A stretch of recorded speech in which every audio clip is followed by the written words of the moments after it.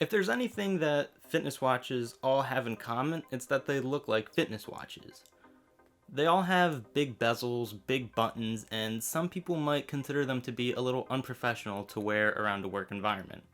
For other people still, they don't really need all the bells and whistles that come with a sports watch. They don't need GPS or altitude or super in-depth activity tracking. Well, for those people, Fitbit's released the Fitbit Alta. This is a fantastic daily activity tracker that can track your steps, your calories, the occasional run here or there, and it has a good looking design. So if you're in the market for a basic activity tracker that's very stylish, definitely consider the Fitbit Alta. Let's check it out in this true review. Released just a couple of months ago, the Fitbit Alta comes in several flavors.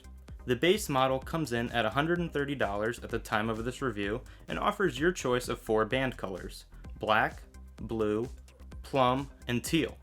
If none of those appeal to you, Fitbit does offer premium bands on their website, including the very expensive $100 stainless steel band and a $45 leather band. You can swap between bands very easily using 2 buttons on both sides of the tracker.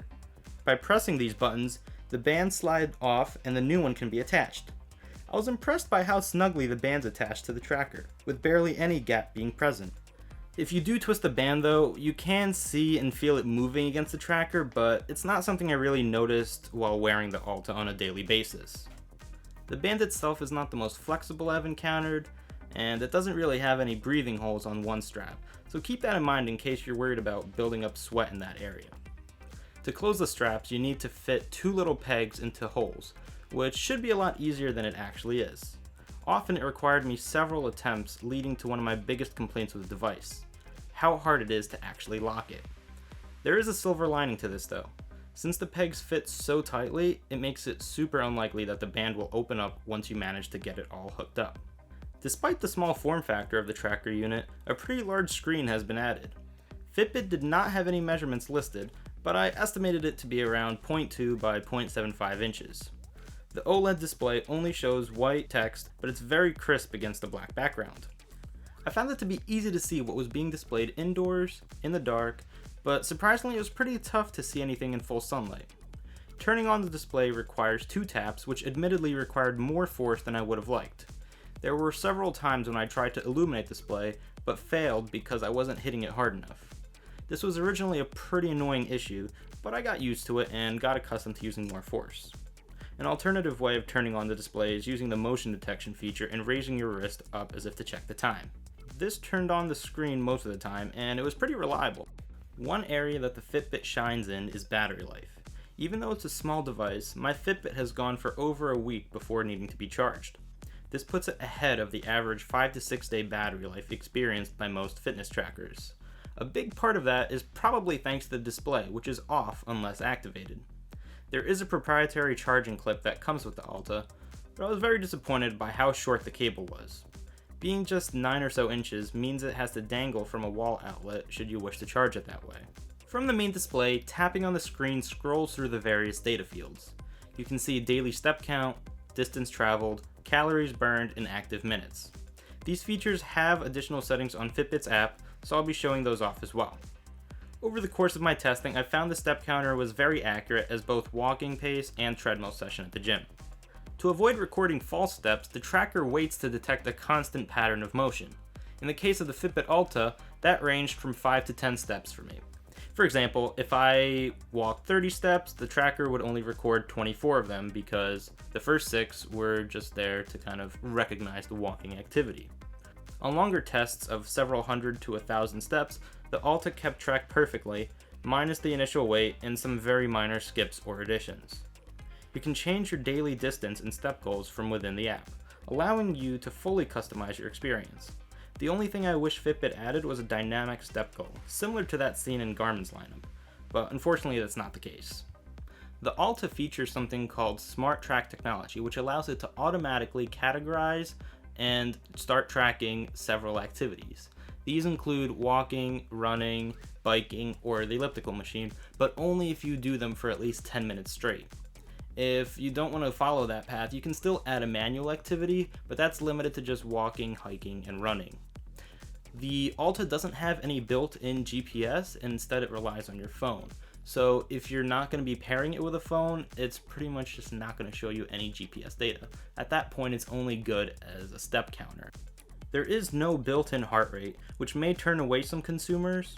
It's important to remember though that this tracker is meant to be the bare minimum, and other watches by Fitbit and other companies do include GPS and heart rate monitoring. Finally, the Alta is rated at being water resistant instead of waterproof. This means you can get stuck in the rain or splash it while doing some dishes, but it's probably best to avoid swimming or showering with it on. Like many other fitness watches, the Fitbit Alta not only tracks activities, but also encourages movement when you've been sedentary for too long. By default, the watch encourages you to take about 250 steps per hour. If you haven't achieved this target, the watch sounds out a cute alert 10 minutes to the hour to give you time to squeeze the steps in. The way that Fitbit implemented the move alarm is fantastic in my opinion. It's probably the best on the market right now. Instead of just vibrating and telling you to move, it can send you a nice reminder saying, hey, you've got 100 steps left to go, hey, you've got 50, and it definitely makes the goal feel more achievable. It also can send you some encouraging messages like, hey, why not go for a little walk right now? And these messages are honestly pretty hard to refuse because it's so pleasant receiving them. Now, you can customize these alerts by the day and by the hour, so you can fully set it so that it goes along with your schedule and doesn't bother you when you know you won't be able to walk too much. From the phone, you can set notification preferences. The Alta is only capable of notifying you of incoming calls, messages, and calendar events. It would have been nice to see some kind of email support, but unfortunately that's not the case. When a notification comes in, the tracker vibrates but does not turn the screen on unless you double tap the screen or tilt to wake it up. Text message notifications are alright. You get one chance to see the couple of lines from the message scroll across the screen. If you missed any text while it was scrolling, you have to go to your phone since the Alta doesn't actually store any messages on board. Phone calls come in nicely with multiple vibrations and the phone number or name of the person calling you. Ultimately, this fitness tracker is pretty bare bones with respect to notification support, which is not necessarily a bad thing depending on what you hope to get out of it. Overall, the Fitbit Alta is a device that excels in many categories. Its primary purpose is to act like a step and activity tracker, and it does this very well. You can be pretty confident that the information you're getting back from the device is really accurate. It also has a very good battery life, and it's super stylish, so it's gonna look perfect whether you're just walking around town or wearing it to work. Now, with that, there are a few downsides. The straps are pretty hard to close, and the screen requires quite a bit of force to turn on. It's something you get used to, but it's still kind of a nuisance once in a while. In addition, there's no GPS and it's not waterproof. But if you're looking for a minimalistic tracker that can definitely just meet daily needs, the Fitbit Alta is one to check out. Thanks for watching.